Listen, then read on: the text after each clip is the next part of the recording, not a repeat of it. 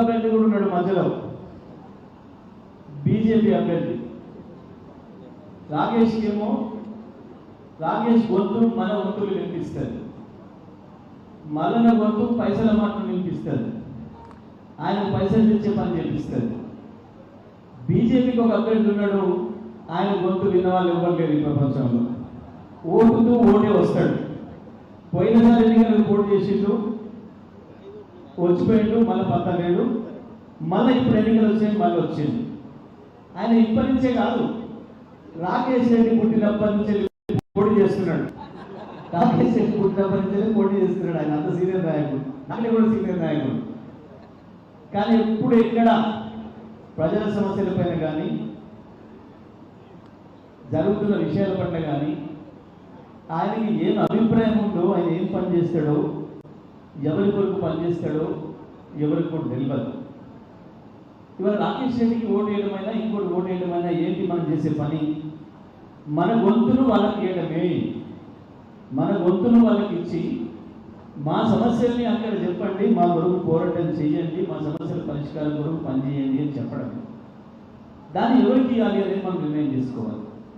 మళ్ళీ ఏమవుతుంది? మీ గొంతులన్నింటినీ కలిపి ఇప్పటికి ఒక్క గొంతుతోనే 100 కోట్లు సంపాదించిండు, బ్లాక్మెయిల్ చేసి భయపెట్టించి మొత్తం ప్రజలు ఇబ్బంది పెట్టి అని చెప్పి స్పష్టంగా పూసకూర్చొని చెప్పాడు ప్రవీణ్ సార్. మీ గొంతులను ఇస్తే ఇంకేమైనా ఉందా? ఇప్పుడు కోటీశ్వరుడైన కానీ అప్పుడు 1000 కోట్లకు పోతాడు. మీ గొంతులన్నీ దానికి ఉపయోగపడతాయి. డబ్బుకు ఆయన కోటేస్తే, బీజేపీ ఆయనకి వేస్తే మీ గొంతులు మూగపోతాయి. రాకేష్ రెడ్డికి వేస్తేనే మీ బాధలన్నీ కౌన్సిల్లో వినిపిస్తాయి, మన కొరకు పోరాటం చేయగలిగిన పరిస్థితి వస్తుంది, మన సమస్యల పరిష్కారానికి వెలుగు వస్తుంది.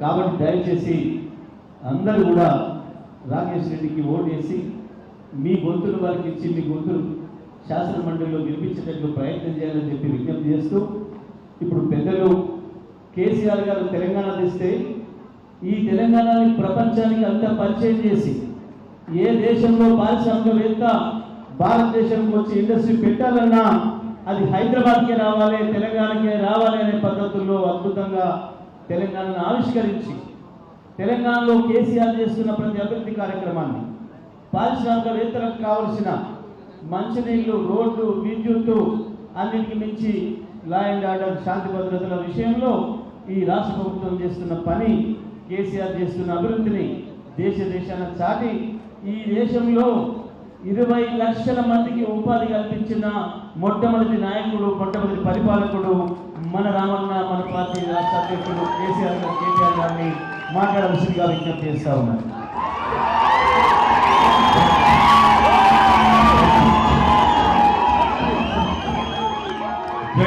అక్కడ జరగండి.